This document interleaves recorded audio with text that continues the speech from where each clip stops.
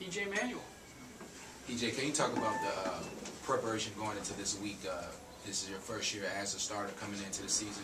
Classes are starting. Does it feel different this year coming in knowing that you're the starter preparation? Yeah, it does feel different. You know, I think last year I used to, or years in the past, I would get anxious, you know, the night before class, just like when you're, you know, a young kid. You know, you're not used to new classes. You might see new people on campus and things like that. But I feel like I'm kind of used to it now. You know, I know I know where my classes are. I've been here for 4 years now, so you know I pretty much know the routine of everything now. So just talk about the feeling of knowing that you're the starter, that you're the leader of this year's team. Big expectation this year as well. Yeah, definitely. I think it's always great expectations here. Every year, any and every year, even when I'm gone, it's still gonna be great, huge expectations for this team. But you know, now living in the now, right now, I'm excited. We've been preparing very hard. We had a very tough camp, but we were successful. We got a lot done. So I'm excited. You know, I'm very proud to be the quarterback of this university, and you know, I take it very seriously. And you know, I don't want to let the fans or anybody down like that. How ready are you guys to start playing another team instead of go practicing against yourselves? You're actually a real opponent now. I personally felt like we were ready about 2 weeks ago to play somebody else. You know, you do the same things every day, and you know, Coach Fisher makes practices like it's a game type atmosphere. So we do all types of situations. Going against our defense, they know what we're going to do, we know what they're going to do, and we're still able to execute on both sides of the ball. So I think that's going to go tenfold for us when we play another team and really get the tee off on them. What's it like? Jimbo talked about he tries to put you in positions to fail. You know, I mean, right. to really test you. What's that like, and like what type of situations are those? I mean, right. It's tough, but you know, once you see that you can succeed in that situation, you know, it gives you so much confidence. You know, he puts us in situations where we might be down, you know, 4 points, and we need a touchdown. You know, we might have a timeout left. It might be 27 seconds left in the game. And we'll work that situation. We'll work it over and over until we finish it, until we get it right. And, you know, our defense, they're no slack. You know, they're not going to make it easy for us so we can just get the drill done. You know, they're going to work hard for it, and we have to work hard for it. So, and we've been winning those situations. Defenses win. They've been winning their situations when they have, you know, the same type of deal. So it's been good. You know, I like the way Coach Fisher coaches me personally. You know, I feel like he puts so much pressure on you in practice that, you know, when the game comes, it's easy. You know, because you've pretty much been practicing for the game the whole week. Was that big for you? Because you've been in some of those situations in games. Right. Yeah, I would definitely, you know, owe a lot of that to, you know, just being able to be relaxed and keeping your poise out there in the game. Because, you know, if you're not ready for it in practice, you definitely won't be ready for it, you know, in the game when everybody's out there watching you and all the lights are on and things like that. So, you know, that Saturday is like a normal day. It's kind of like a great day, you know, because our practices are so hard Monday, Tuesday, Wednesday, Thursday, Friday, that when Saturday comes, you can kind of breathe easy and just go out there and play and relax. EJ, everyone wants to talk about football, but what was it like being a student again today and taking classes and interacting with your classmates, things like that? I saw your tweet about that. It was good. It was good. I had 2 classes this morning. You know, sat there, took some good notes, and you know, I was kind of surprised we actually went over some, you know, coursework today. Usually they'll let you out, you know, just read the syllabus and let you go. But started classes today. It was a good feeling. A lot of people on campus, everybody excited. Had some people, you know, tell me good luck and things like that. So that meant a lot to me. How much has that happened today? It happened maybe, I guess, 10 times. I went to the bank and I had to deposit some money. My dad gave me, you know, a lot of people like kind of looked at me and stuff like that. But you know, it was all positive stuff. You know, and I really appreciate that. I'm sure, you know, if we have a bad game or anything like that, it could get bad. But you know, as far as right now, it's all good. So you know, hopefully, I just keep playing well. It'll be all good the whole season. Do you think it's going to be more pressure to stay focused on your schoolwork this year, being that you're going to get more fanfare from fans, big expectation, big season coming up? Not really. Even when I wasn't starting, I think you know fans they're all over campus. You know, they support all of us. So it's not just me that gets attention. I'm sure Brandon Jenkins gets it, Nigel Bradley. We're all pretty noticeable. You know, big guys that go into class. But I don't think it'll be too hard. You know, I'm graduating after this semester and you know moving on to my next coursework as far as my master's and things like that. So I'm excited. I'm driven to get that done this year. EJ, Jimbo said that Willie's going to be out with the concussion. How does that change things? I know you guys have a lot of receivers. Right. He was a guy. Yeah, it was definitely somebody that we'll want to have, you know, prolonged later in our season. So, you know, if he's hurt right now, and I'm sure he could go if he wanted to. He told me yesterday that he wanted to practice today, and I told him, you know, don't rush it, man. I mean, no offense to ULM, but, you know, we need him for, like, the really big game. So, you know, we'll have somebody step in his place, and, you know, he wasn't able to practice a few times last week. So, you know, guys, you know, filled in his void and still made plays for us. But definitely once he comes back, you know, that'll definitely give us, you know, extra push or wide out. EJ, first time really since you've taken over starting, you've had your actual starting five in the offensive line in front of you, David and all those guys. How comforting is that to see all those guys healthy? Right? Yeah, it was really good. It was really comforting. Actually, Coach Trickett made a joke about it. I hadn't seen this picture in a long time, seeing all five of you guys here. And, we all laughed about it, so it was great. Knowing those guys are going to be game ready, ready to go on Saturday, is going to give me a lot of confidence. I feel like I'll be able to sit back there for however long I need to go and deliver a good pass. Jimbo said he noticed David smiling a little bit more. I mean, do you see that in the huddle with him, that he just feels like he's part of the team? Yeah, David's definitely going to be a great leader for that O-line. I think Datko is too, as well as Farron and Zebra and Stork too. But, I think David's going to be a very vocal guy. Those other guys may not be as vocal as he is, but I think that's what he's going to bring to our offensive line this year, some vocal leadership for those guys. EJ, how difficult was the wait? You've been here 3 years, and how much did you learn from Christian?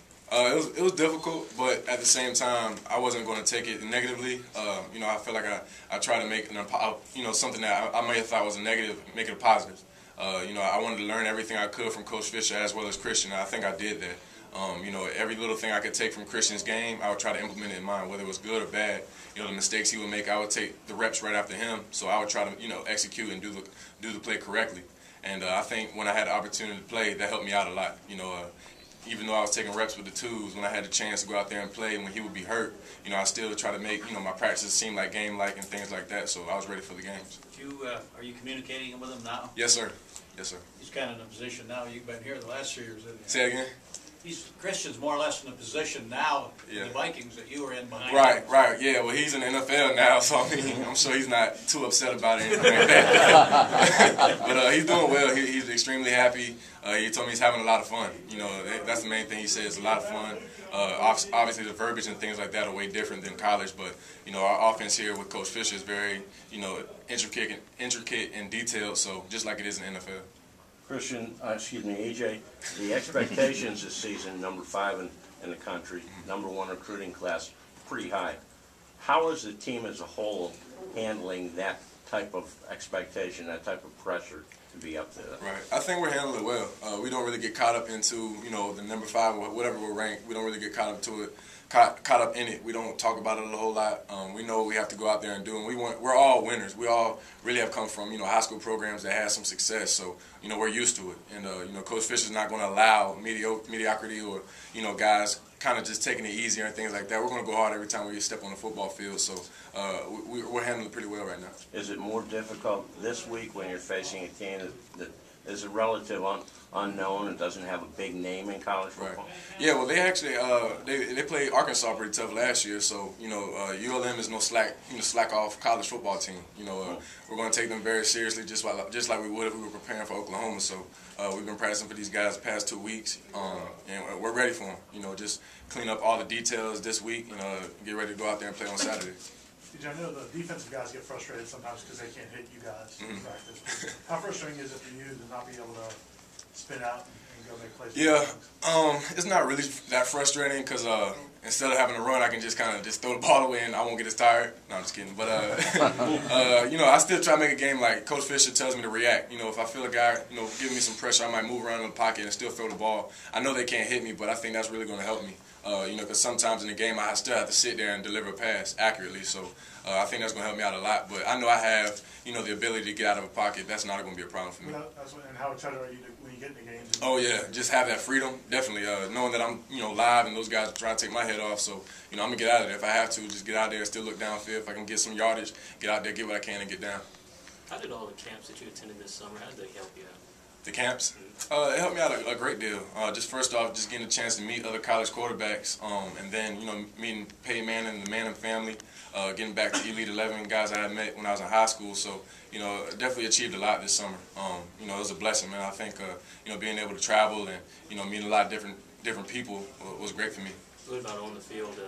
Can you see any improvement as far as your passing? It wasn't really. They weren't really deals where it was kind of for me like to get coached up. It was more so like for the guys I was mentoring, like the younger kids and things like that. But everybody I threw in front of was impressed. So I think that was a good thing.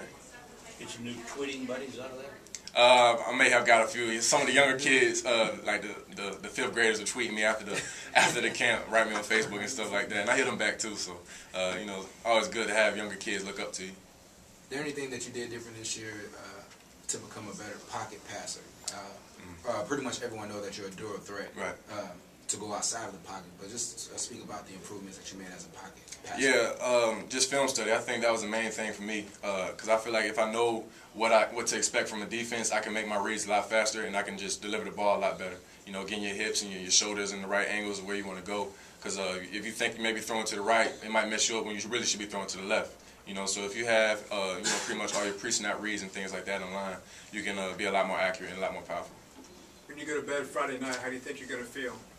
I'm feel ready. I'm gonna be very excited. I'm sure I probably won't be able to sleep, you know, early on that night. But just, you know, go to bed like I always do, say my prayers, call my dad before I go to sleep, make sure they get in Tallahassee fine, and you know, just be ready to go out there and play on Saturday. This is a moment I've been waiting for all my life. It's a full year of me being able to start as a quarterback here, so I'm excited for it. So who's more excited, you or your folks? Say again? Who's more excited, you or your parents? My parents, no doubt. My dad's extremely excited. You know, they're all coming, my parents, my sister, my dog, my grandmother's all coming, so it's going to be good to see them. J-Mo mentioned some good things about Kenny before I hurt his ankle, how well he was doing. Have you noticed a good progression from Kenny? Definitely noticed a lot of, you know, maturing from all those receivers. You know, their route running has gotten a lot better. They come out of their cuts very good. And I think that's going to help our DBs, because our DBs can't read our receivers like they used to. I think when those guys were younger and they didn't necessarily know what exactly to do on a certain route, that's going to help them now this year. You know, they'll be able to attack, you know, opposing defensive backs this year. But Kenny is definitely a guy that we want back as well, and I think he will be back for this weekend. With Bert being a senior and you having some history with him, how much do you depend on him particularly early? Yeah, greatly. Bert's one of those guys, you just give him a chance to catch the ball and you know he's going to get at least 10, 15 yards. He's a high risk, not a high risk, but a high reward type receiver. You know, if you give him a chance to make a play, he's going to do that for you. And he's also a great leader for our offense and our team. There's a lot of talent in this year's freshman class. They're highly rated coming in. What have you noticed different about this freshman class as opposed to other freshman classes that you've seen?